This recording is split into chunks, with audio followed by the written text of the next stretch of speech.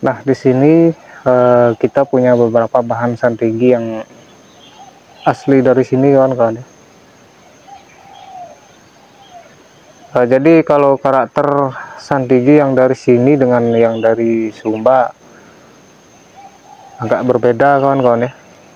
Dari segi karakter tua maupun karakter daunnya, ruas rantingnya. Kalau ruas ranting dari santigi yang dari Sumba itu sangat pendek kawan-kawan ya. Kalau yang ini agak panjang.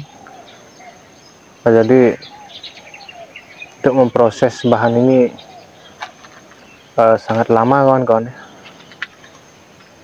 Nah, ini kebetulan sudah agak mulai rampung kawan-kawan untuk perantingannya. Nah, di sini juga ada yang berkonsep atau bergaya seperti twin trunk.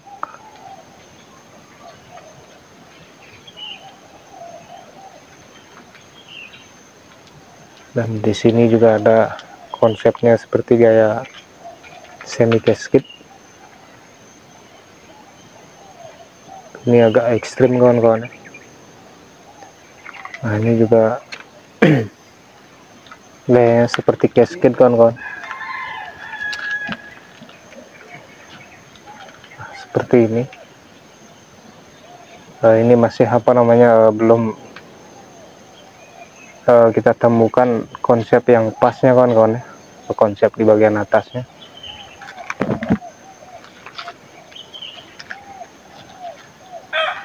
Nah, ini juga ada yang berukuran jumbo kawan-kawan.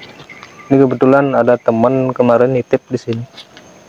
Jadi di sini hanya saya rawat saja kawan-kawan. Ini kalau tidak salah kemungkinan ini santigi pasir kawan-kawan.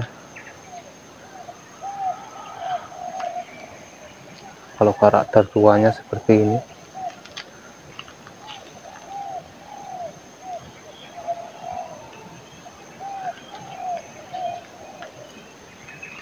Dan di sini kita ada satu bahan santigi yang bergaya rough kawan-kawan.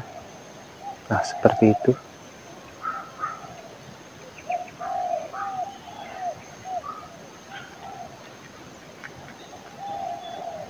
Nah, di sini lagi satu. Jadi inilah gaya pohon miring atau slanting kawan-kawan. Tapi ini varian daunnya seperti agak ke mawar kawan-kawan ya, atau mawar supernya. Kalau untuk santigi, untuk media kita biasanya menggunakan media pasir malang, dan untuk pupuknya dekastar kawan-kawan. Kalau untuk santigi, untuk hama biasanya hanya ulat bulu saja kawan-kawan. Biasanya ulat bulu itu sering memakan daunnya ini kawan-kawan.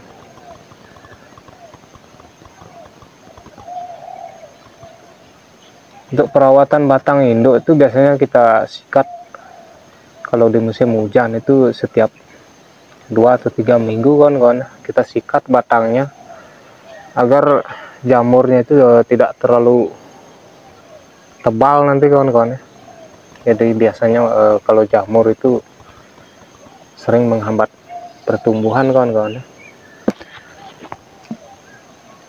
Nah, kita akan lanjut ke bahan yang lainnya kawan-kawan ya.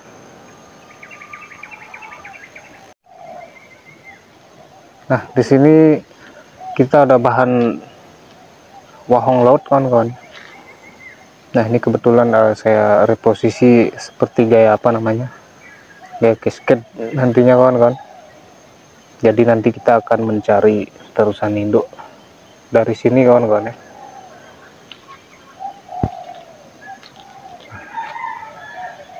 Cek prakaranya sangat unik kawan-kawan. Tapi nanti kemungkinan kita akan mencari tampak depan dari sini kawan-kawan ya. Jadi terusan induknya itu nanti kita arahkan agak ke samping, baru menuju ke bawah, dan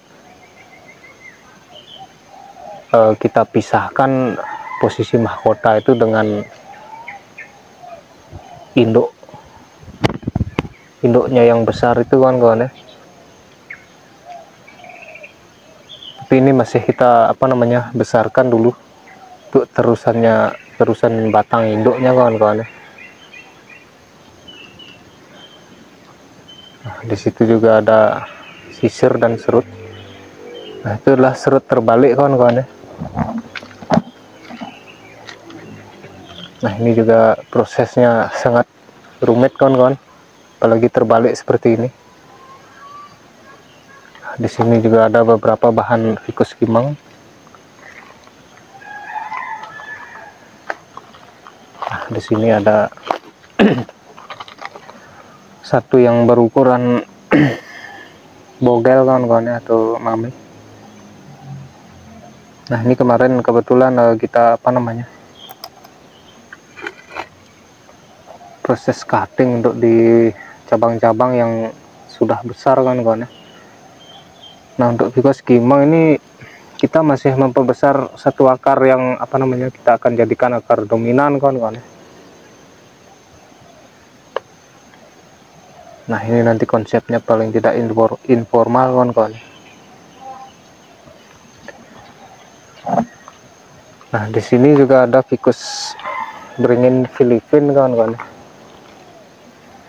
Nah, ini juga kita sudah proses hampir 5 tahun kawan-kawan.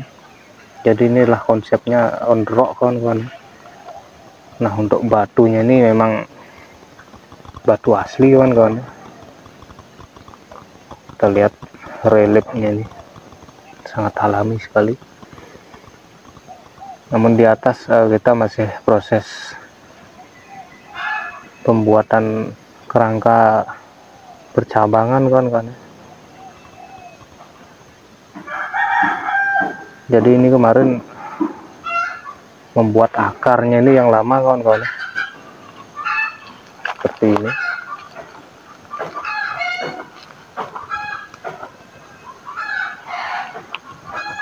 Kita lanjut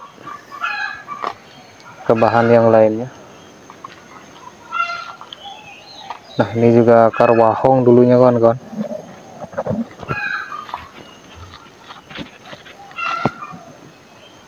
Seperti ini.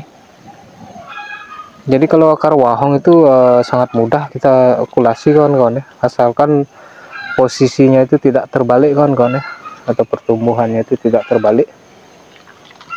Kalau yang ini baru terbalik kawan-kawan. Di sini dulu sudah ada gerakan tekuan kawan-kawan, tapi mengalami kematian. Dan yang ini kita akan coba pakai terusannya nanti kawan-kawan ya. Nah, ini adalah bahan sisir yang kedua yang saya miliki di sini. Nah, jadi untuk karakter sisir seperti ini kawan-kawan ya, walaupun dia karakter induknya itu mengalami kerusakan yang parah seperti ini. Ini lubang kawan-kawan ya, dan tembus ke atas. Tapi dia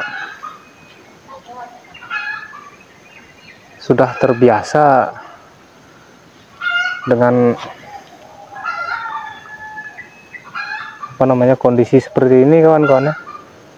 Jadi kalau di alam saya biasanya lebih suka mencari yang seperti ini kawan-kawan ya. Jadi dia sudah tahan banting atau bandel. Nah, di sini untuk percabangan kita masih di proses perapatan saja kawan-kawan, khususnya di bagian perantingan. Nah, inilah kayak pohon yang berbatang dua kawan-kawan ya. Nah, di sini sangat agak sulit kita menyesuaikan dua induk ini kawan-kawan ya. Nah, khususnya di bagian terusan induk atau bagian mahkota ini kawan-kawan ya. Jadi di sini karena jaraknya terlalu dekat, yang di bawahan ini kita coba membuat mahkota yang agak pipih kawan-kawan. tapi ujungnya itu nanti agak di sini kawan-kawan. Nah, di sini nanti kita akan sesuaikan juga agar sama-sama mendapat sinar matahari nanti kawan-kawan.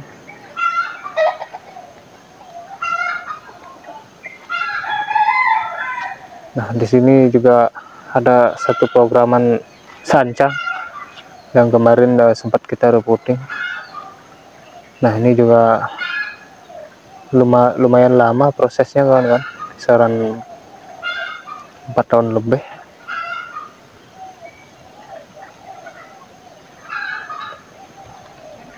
Nah, di sini kita juga ada bahan Vicus Kimong yang sudah kita program hampir 6 tahun ini kalau tidak salah kawan-kawan. Dulu dari kecil kawan-kawan ya, dari ukuran segini kita rakit di sini. Jadi kita program di pot saja kawan-kawan ya. Nah, inilah konsepnya untuk. Nah, untuk di perantingan sudah mulai rampung. Nah, kalau Vicus Kimong untuk hama biasanya seperti hama daun yang sering menggulung itu kawan-kawan. Jadi daunnya itu biasanya digulung seperti ini. Nah, jadi kalau daunnya digulung-gulung seperti ini lebih baik kita bersihkan saja kawan-kawan ya, atau kita pruning biar tidak mengganggu pertumbuhan kawan-kawan ya. Nah, di atas itu ada satu bahan asam kawan-kawan, itu juga prosesnya sangat lama kawan-kawan. Itu ada Vicus dolar satu. Nah, di sini kita ada bahan serut yang bergaya on rock. Nah, ini prosesnya juga lumayan lama kawan-kawan.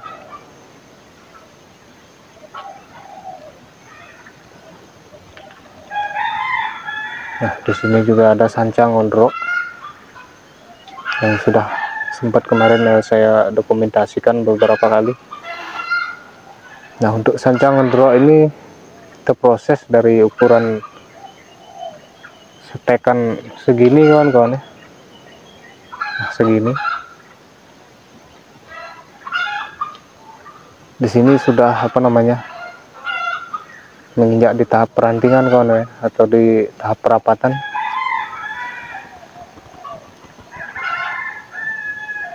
Tapi ini dulu kita program di pot saja kawan-kawan.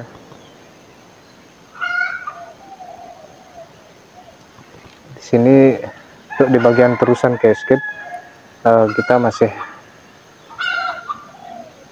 memproses di bagian perantingan kawan-kawan, karena perantingan ini belum begitu lengkap. Jadi kita proses secara bertahap saja.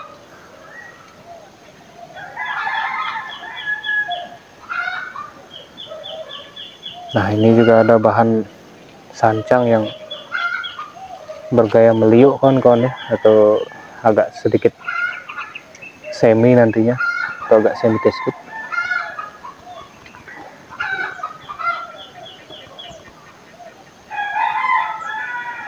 Ini prosesnya juga hampir 4,5 tahun kawan-kawan ya, karena kita proses dari ukuran segini kawan-kawan.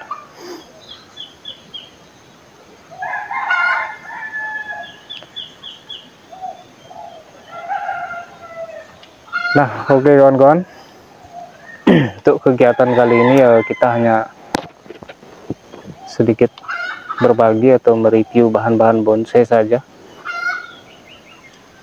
Semoga bahan-bahan bonsai yang ada di sini bisa cukup sedikit menginspirasi. Kita akan cukupkan dulu. Kita ucapkan terima kasih banyak atas waktunya. Salam satu hobi dan salam berkarya.